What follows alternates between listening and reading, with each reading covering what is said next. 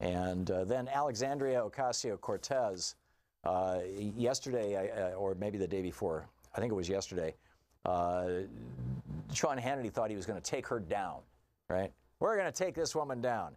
And so he does a TV show where he puts up on the screen Alexandria Ocasio-Cortez's platform. And here's the bullet points. Medicare for all, housing as a human right, a federal jobs guarantee, gun control, assault weapon ban, criminal justice reform, end private prisons, immigration justice, abolish ICE, solidarity with Puerto Rico, mobilizing against climate change, clean campaign finance, higher education for all, women's rights, support LGBT, support seniors, curb Wall Street gambling, and restore Glass-Steagall. He put that list up and he said, oh my God, this is horrible. Look at what's going to happen if this woman gets elected. And she responds with a tweet saying, yeah, that's pretty much me. Thank you. And it is, and it's great. And it's so bizarre that Hannity would, honestly characterize her positions to a Fox News audience that will probably agree with those positions. Anyhow, back to your phone calls. Karen in Michigan. Hey, Karen, what's on your mind? Yeah, hi, Tom. Hi, Karen. I was at a march on Saturday protesting the immigration issues. Mm-hmm. I'm just having. I mean, I've known this is coming since before the guy got in office. I could just hear these things, and I'm going. I fought with people on Twitter about how it's against the American way. So I'm just incredulous, though, that I was right. Is it true that so many Republicans and even some Democrats are allowing the immigration issues to just torture people practically, or are some of them fighting against it? The Republicans are actually, in Congress, by and large, promoting this policy because they know that there is a substantial chunk of the Republican electorate, the mostly white male, well, actually, white females constitute 53% of the vote for Donald Trump. So basically white people who are hostile to people of color and hostile to anything other than, quote, Anglo-Saxon values. And whatever the hell that means. I mean, there's this brilliant cartoon this morning. This is Jen Sorensen's cartoon.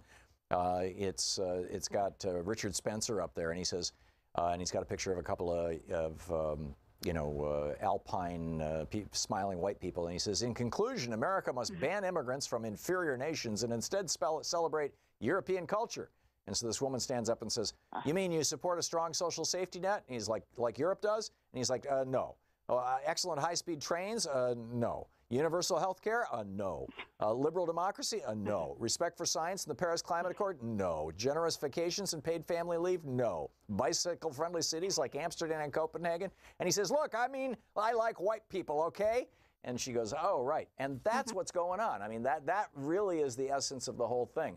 And so and there's that many people. I'm sorry to interrupt you, but there's really that many people that are supporting this. I think it's about half the Republican electorate. Yeah, which is probably 15 to 20% of the American population, and and that's what's going on, and the Republicans believe that this is a winning issue for them, and in many places it actually is a winning issue for them. And this is Nixon's Southern strategy taken to its logical extreme. Karen, thank you for the call. It was an excellent question. Brent in Columbus, Ohio. Hey, Brent, what's up? Hey, Tom. So we were talking about judicial review and letting the people hold them accountable as the final arbiter, right. and which in theory I guess I could support, but it requires an intelligent electorate. Yeah. And this is not necessarily a mark that these people aren't capable of intelligence. It's that, people are busy and they're difficult, You were just pointing out the fact that you said 20%. I think you're a little low. I think it's more like 25% of the electorate in this country are essentially white supremacists. You said about 50% of the Republican Party, and I agree with you. We can't trust them to hold people accountable. Well, and that's a problem. That's the consequence of the media consolidation and deregulation that occurred during both the Reagan and Clinton administrations. And so now, you know, literally in every city in America and every town in America that's got more than 100 people in it, you can listen to right-wing radio all day long. You are not going to hear the other point of view in most parts of the United States unless you have Sirius XM or you're on the internet. And you know, this is a serious problem for our small d democracy and our small r republic. This is a problem that Jefferson pointed out. You can't have a functioning democracy without an informed electorate.